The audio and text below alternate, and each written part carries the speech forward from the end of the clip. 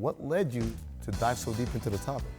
During the 2014-15 season, 8 of the top 11 draft picks entering that year suffered major injuries, many of them early in the year, and it was the head strength and conditioning coach for the Lakers told me this is not a fluke.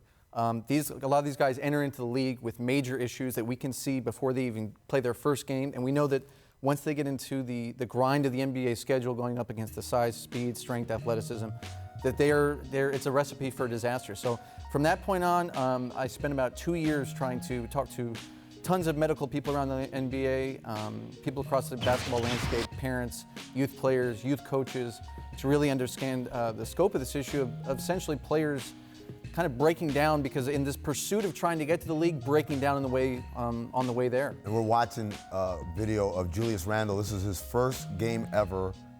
How many? 8 seconds? How many seconds? It was his 13th minute of action on the court, and he didn't jump wrong. There was no strong midair collision that would cause him to land wrong, landed normally, and his leg just snapped. And it was that moment that the head strength and conditioning coach for the Lakers told me he realized, because he had seen these issues for a while, especially at the combine, assessing guys, pre-draft workouts.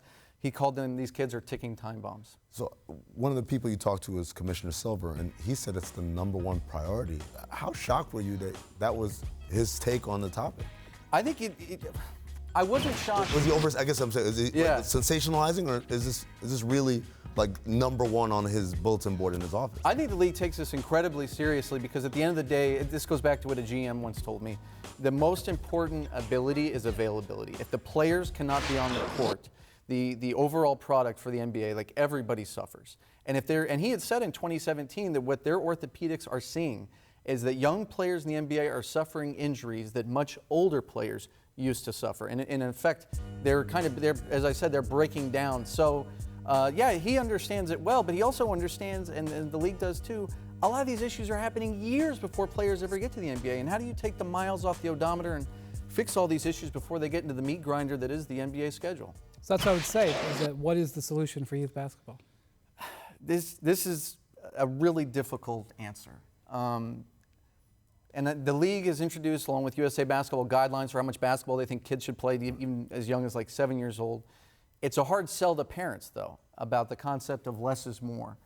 And I think that's really where the rubber meets the road in a lot of ways. And the one thing I would say is this, throughout my reporting, if a parent, I know that the chase for all this and the millions and the fame and everything, but if you burn your kid out, or if the kid burns out on the way there, what is that going to mean about their staying power on the way there? I guess my counter-argument, a good friend of mine is Jason Jackson, the media guy for the Miami Heat. And Jason has a son who's in the AAU circuit right now. And what they're being told as parents, forget about NBA millions. Mm-hmm. If he wants to go to college and get a scholarship to play, he's got to play in all this stuff, because if you don't show up, that knocks you down further on the list. And so it's nice for us to say you should be incentivized to not allow your child to play that much. But the reality is all the incentives say, no, you have to play him. You have to play him in all these tournaments.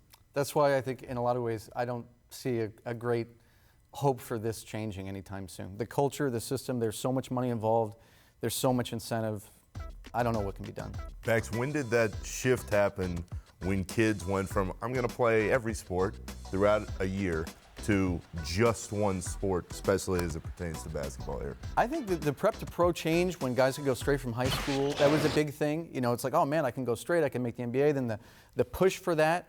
But yeah, it has been a generational thing. I mean, you look at the 80s, the 90s, kids, you'd play the sport that was in season.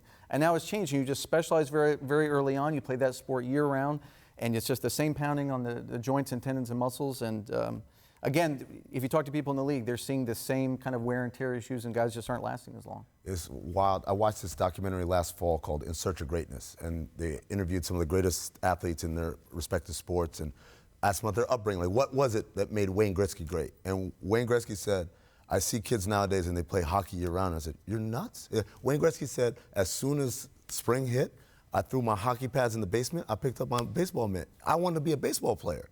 And so all the stories that we hear, and you said it in your story about Michael Jordan. Michael Jordan wasn't playing basketball year-round. Yeah. He was hanging out, he was golfing, he was doing all this other stuff in his spare time. And this year-round calendar really has made it where we're seeing these issues because people are it's not just about burnout, I guess is what I'm saying.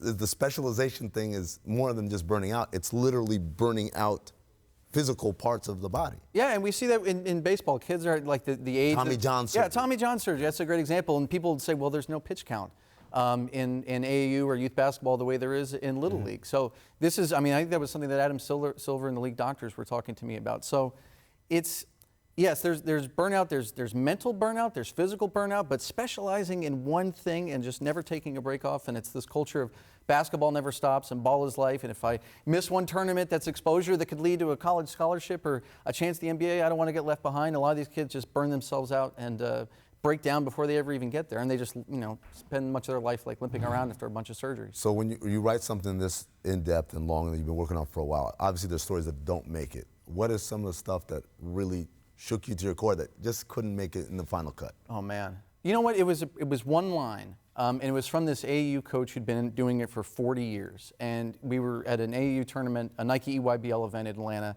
and he looked around the landscape and he said, "It's like we're sentencing these kids to basketball prison." Wow. Like we bring them in at a young age. You have to do this. It's militarized. It's industrialized. If you were going to do anything for the rest of your career, you have to do this every single day. And I heard an orthopedic surgeon tell me that quietly in his office, kids, when they're alone with him, will say, "I don't want to play anymore." Wow. Like, so, yeah, I think the prison thing and that moment with the doctor was really telling.